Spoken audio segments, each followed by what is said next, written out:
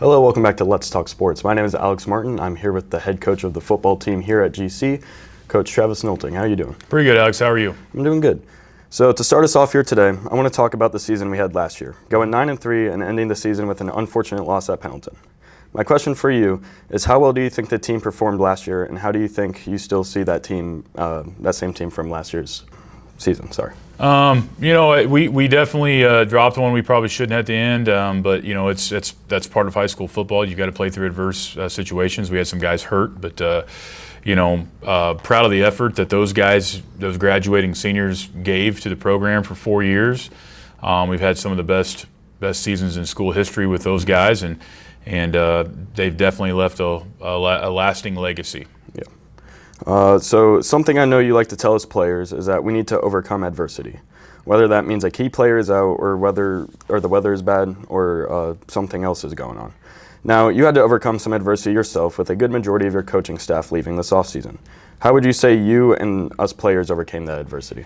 Well, I think we've done a pretty good job of finding good coaches to come in and fill roles when roles open. We wish the best to the guys that have left. One of your goals as a head coach is to see your assistants go on and be head coaches too. So, with Coach Holden, who had a tremendous impact on our program and helped us kind of get out of the gutter, hats off to him. He had a goal. He chased after his goal and he attained it. So that's what it's all about as a coach, seeing the people around you be successful. So I think it's it's a good thing for them. But I also think that we've got a good group of young coaches and new faces around that have done a pretty good job so far of kind of picking up the pieces there.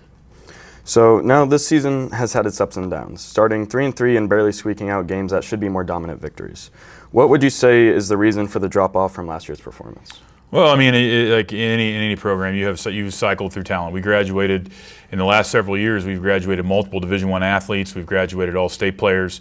So I think it's a situation where I wouldn't say that it's a decline. Obviously, it's just we've had some injuries this year. This year's been the year of stuff. We've had guys mononucleosis breakouts. We've had hand, foot, and mouth outbreaks. We've had guys getting hurt. We haven't played one game yet where we've had every starter available for us. So when I say playing through adversity, that's certainly what I'm talking about. Younger guys and other players have to step up when things aren't going well or aren't going as well as expected. We're still moving along here, and we still have an opportunity to attain our goals this season as well. So what are some things you think us as a team need to turn around to make a deep sectional run? Well, I think in general, the general overall aspect of, Coach Meredith and I in the weight room are trying to change some mindsets and some culture of the expectations that you have of yourself as a player. Looking at programs that are successful and dominant and continue to be successful and dominant year in and year out, they have pretty much one thing in common. They work hard all the time, and they expect to win, and they have a winning culture all the time. We as a school have to do a better job of putting in the work to get better all the time, year round, not just during the season, not just a month before the season, but 365 days you have to work. And it's, as I talked to the team on Monday, I believe it was, about being obsessed over something. If you want something, you have to have an obsession over it. And we have to have an obsession over what our goals are. Yeah, I live, eat, and breathe football. That's one of the things you said. So, Now a big storyline for this year, Greenfield-Central, is a freshman at quarterback, Travis Nolting.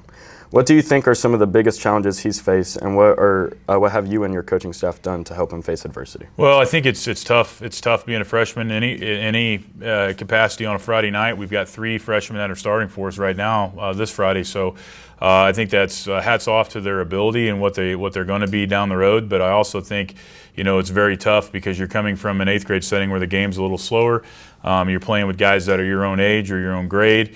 And now you're playing with people that are 3 or 4 years older than you, so there's definitely a learning curve there as well. But I will say that I think we've done a pretty good job this year of surrounding our freshman guys with upperclassmen. If you look at our backfield, we've got a senior and a junior laden backfield and skill position group that we're counting on. Guys like Cooper Hinton, Braylon Benavente, Trenton Smith, Landon Ford, Zach Waterman, Bradley Millay back there. Those are all names that have been around for a while, so it's not like a freshman has to carry the load himself. But I think it's also difficult not only being a freshman playing, but you're a freshman and you're the head coach's son, and you're a freshman and you're the head coach's son, and you're the quarterback. So that's a lot of pressure on a young man.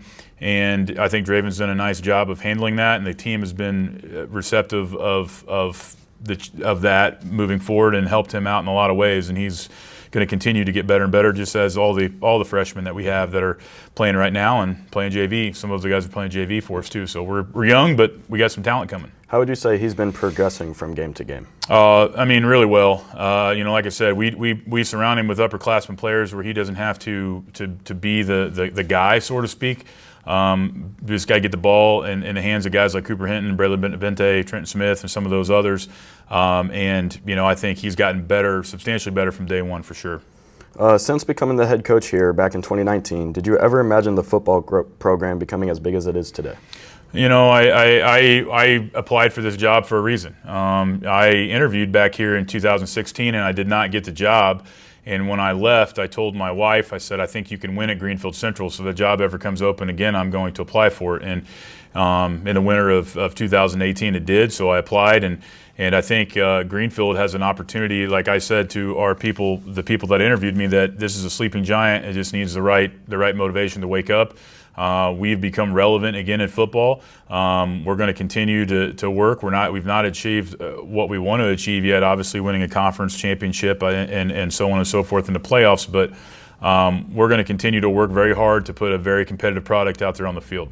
So since your first year here at Greenfield, the team was coming off an 0-10 season, and over the next few years, you brought it up to what it is today.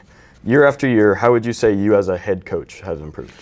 Well, I'm not going to take any credit for any of this stuff. I say this all the time is I will assume all the responsibility and I will take none of the credit. We've had some great coaches come through here that have went on to do awesome things. We've got 3 former assistant coaches who are now head coaches of their own programs in the state. We've had some very good talent come through, and a lot of guys have worked very hard to contribute to the success that we've had. It's not just been me. I would 100% say that we have great kids, great coaches, and a great support staff with our administration that have done some things and invested some things into getting us to where we are today. Yeah, when it comes to being a head coach, you want your team to have a culture. Since walking into this school, what is the culture you've been trying to build here? Well, I've said this all the time. To build a culture, you have to have 3 things. You got to be consistent. You got to have player accountability, and you got to care about your players all the time, year in and year out. So, one of the things that we really try to do is I'm on guys with grades all year round. We're in the weight room trying to maintain the standard that we have set. To continue to come up to the bar even when it's in the off season. So, the consistency is a big part of it. I'm involved in every aspect of football we have, from kindergarten all the way up through high school. And I think to be a successful program, that's how you have to run things. If you could go back in time and talk to first-year Coach Nolting here at Greenfield, what would you tell him? That's a question that you've heard me say that before. Just trust the process. I say all the time, I know you got this question from a conversation the other day, but if I could go back to 1996, Coach Nolting as a high school player and tell him things that I've learned today, I think, we all could wish we had a time machine to go back there and do things differently. I would think that the biggest thing, though, for you guys is to understand that all us old guys that are coaching, we've lived it already. So we've went through it. So when we're on you and we're coaching you hard and we're getting after you, it's not because we don't like you or because we're being mean to you. It's because we've went through the process and we've had things in our lives that we've regretted, maybe not working as hard as possible all the time or not doing something a certain way. But at the end of the day, you've got to continue to trust the process, and I will always use that as our kind of our mantra. It's on our shirts and everything, and because it's a process that doesn't ever end, and you always got to continue to do what you need to do on the direction that you've established for yourself and your program. So next thing I have is, so when it comes to developing new players, what is something you do to get them ready for their time to step up once seniors have left? Well, I think it's a big ask, again, like I said, to ask young players to come out there on Friday night. When I first got here, I think we had 49 players, grades 9 through 12 on the roster. Played a lot of freshmen that first year. Matter of fact, then we started 3 freshmen, including a freshman quarterback back in those days. And those guys all went on to play collegiate sports. Andrew Zeller's baseball and football at St. Francis, Braden Harrell's at Marion, and Brody Mayberry is at Trinity playing baseball. So those guys all started for us as freshmen, and we struggled the first 2 years, but those guys committed. They worked hard. They had a goal that they wanted to achieve. They were tired of getting beat by teams, and to be frank, we were everybody's homecoming and senior night that first couple of years that we were here, and our guys were tired of that. So they decided they were going to do the things necessary outside of football to get better, to compete at a high level, which we did. So. But I think, getting the young players ready, the biggest piece is getting them meaningful game reps, whether that be junior varsity or C team or even playing someone Friday nights on special teams. But you have to get guys in situations where they can be successful and give them opportunities to prove that they can be successful.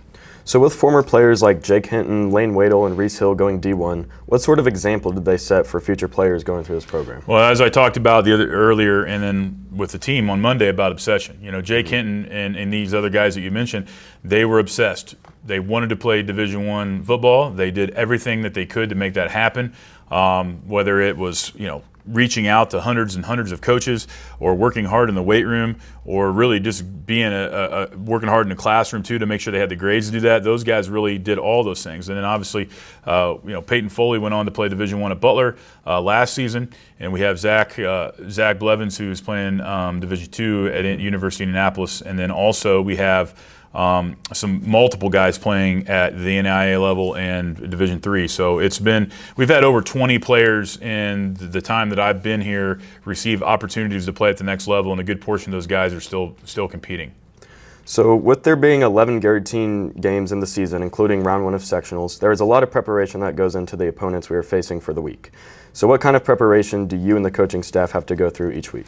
Well, it's hours of film study. We have to provide a game plan for you guys so you know what's going to be expected, what you're going to see on Friday night.